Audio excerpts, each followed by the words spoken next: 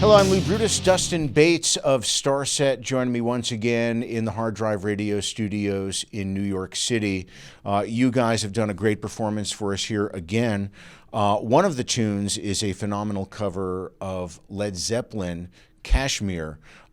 It seems like a perfect song for you guys to do, and maybe the only Led Zeppelin song I could really hear in my mind's ear for you guys. How did that come about? Yeah, this would be the only Led Zeppelin song I think that would work for us, but it's also one of the first examples for me of cinematic rock. When I was inspired by that song the very first time I heard it, and it's my favorite Led Zeppelin song, and it even down to like Bonham's drumming, it inspired elements all the way back to the first record, the Carnivore.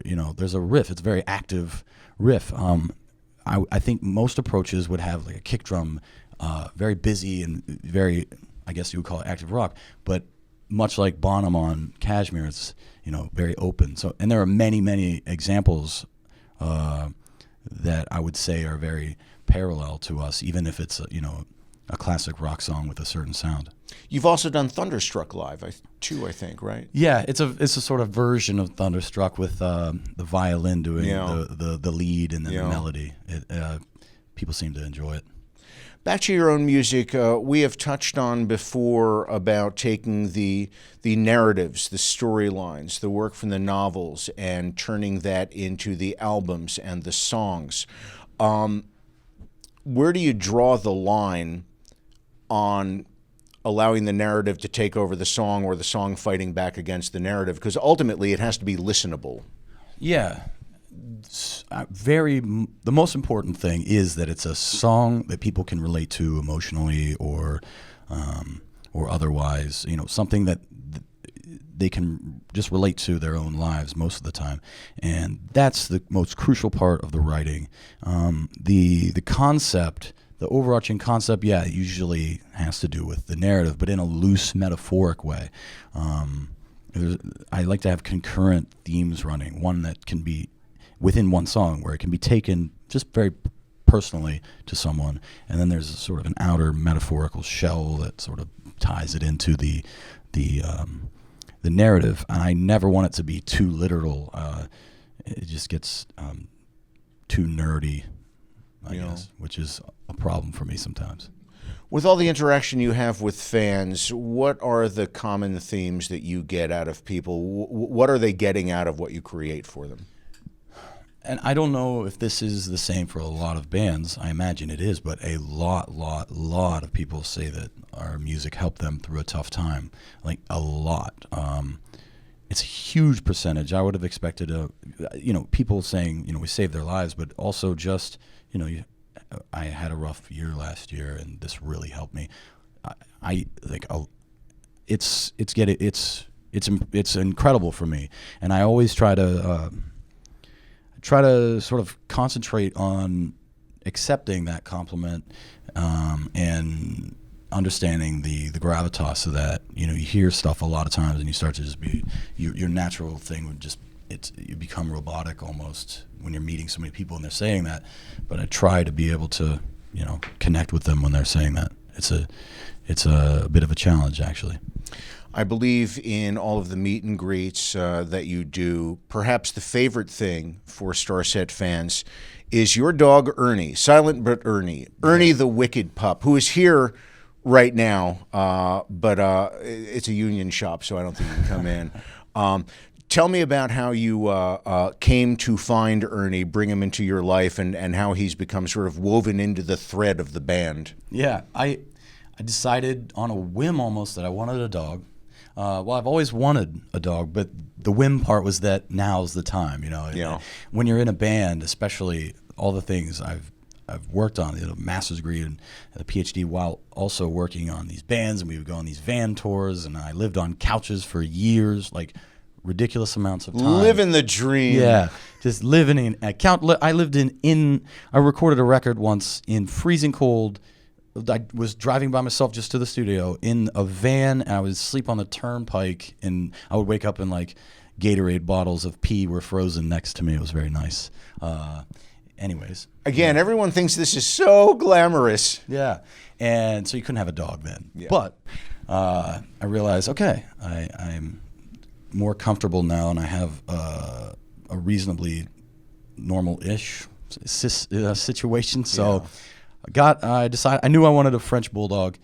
Tried to do the more respectable, like people judge certain places to get dogs, of course, and I tried to go to all these places, like even I thought the Amish would be like a really nice place, where you could.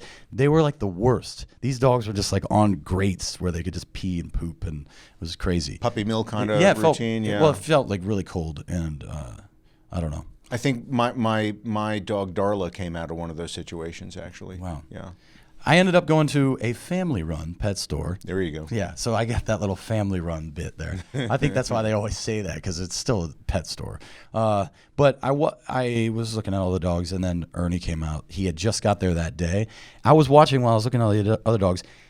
Probably, 5 toddlers in and out he had to deal with.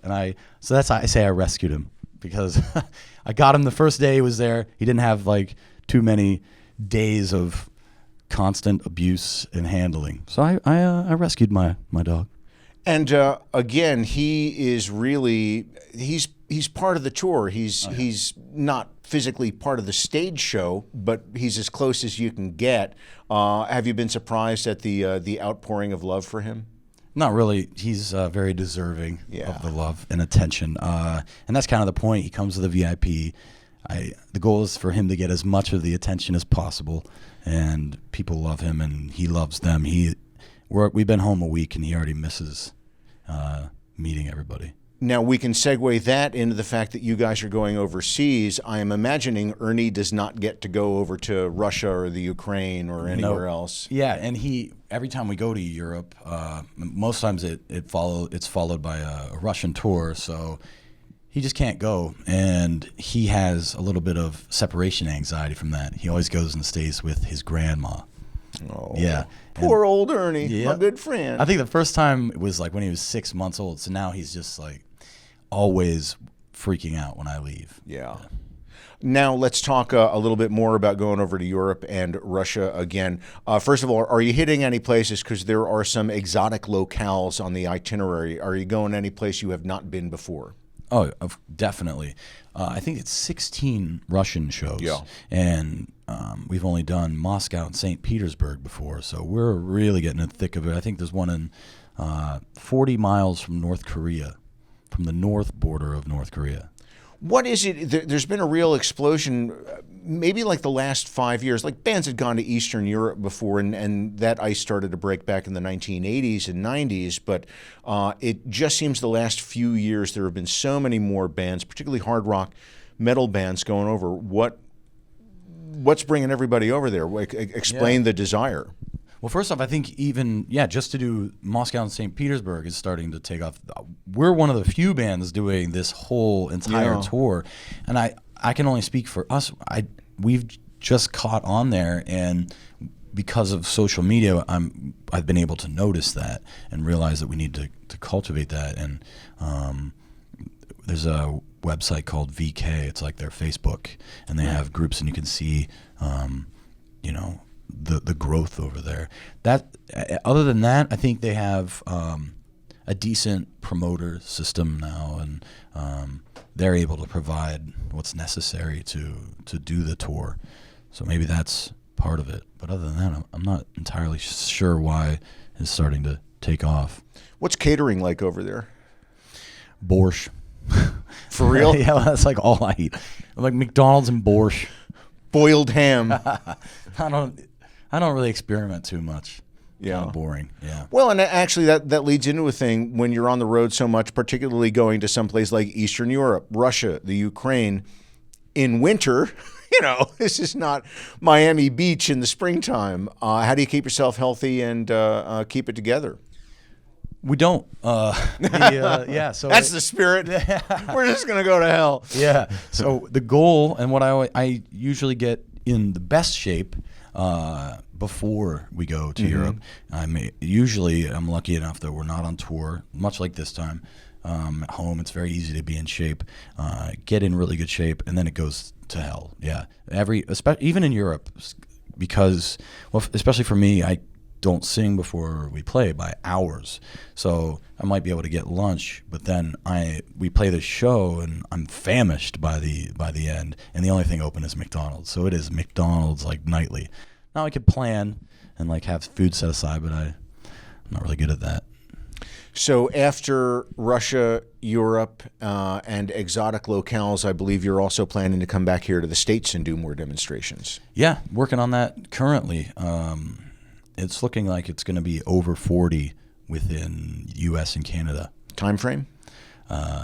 Late April, May, and early June.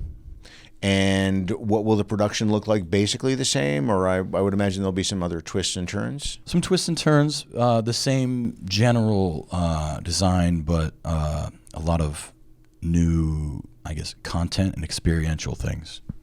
Well, it's always great to talk to you. Congratulations on everything. Safe travels overseas, and I'll see you in the new year. Thank you so much, man. Dustin Bates of STARSET. I'm Lou Brutus in the HardDrive Radio Studios in New York City.